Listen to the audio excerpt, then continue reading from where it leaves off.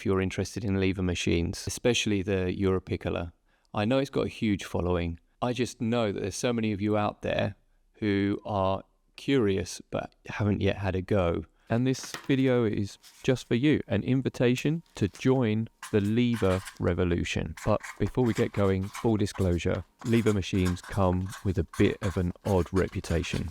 Using a Europiccola is much like having a really harsh teacher giving you all the feedback you need to develop, but maybe not that much encouragement.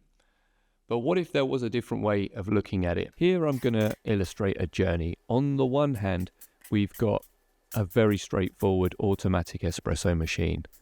It's seen as something of an appliance. And on the other hand, we've got a beautifully crafted lever machine. Let's explore both of these options. And yet, obviously I am very biased towards lever machines, but hopefully by the end of this video, you will be too. It might be the case that you actually already have a machine like this. It sits on your countertop. It's got quite a lot of plastic in the design and it's quite noisy. It doesn't necessarily give you any real sense of feedback or insight why the coffee doesn't taste how you'd hope it would. And yet you keep it anyway. I'm not going to tell you why you've got that coffee machine on your countertop, but I am going to tell you it's probably quite loud. I'm going to tell you that it's ugly. I'm going to tell you that it's giving you no control over your brewing process. And probably using it is a bit of a chore. Compare that now to a machine that's timeless. It's a real crafted instrument and something that you can actually admire before you even switch the thing on. It's silent to use. It's made of solid materials and it gives you all kinds of parameters to work with and lots of feedback when you're brewing. And here's my appeal to you. Why stick with the appliance? Why not just go with this wonderful crafted machine? So why aren't we all owning lever machines? Why do we stick with the appliances or even not bother with espresso at all? Well, I think there are some boundaries that we need to overcome and address first.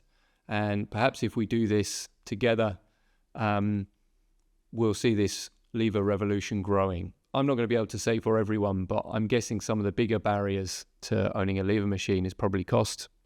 You've probably had a look around and found that lever machines end up being more expensive and than some of the cheaper models, plastic models.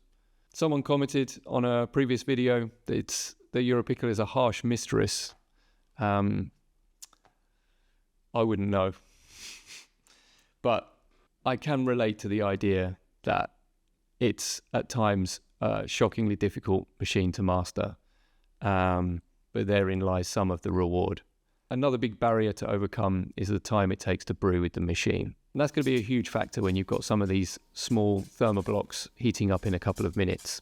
I do think there's hope, at least, that if you ever were curious about owning a lever machine, that actually there's good cause and reason for you to consider it again.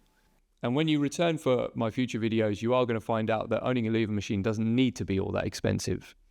And there are actually really insightful ways to understand and learn how to use these machines and ultimately just become way better at brewing coffee as a result. And if I've already got your interest, there really isn't much more for me to say other than join the lever revolution, get subscribed, and I'll see you in the next one. Get brewing.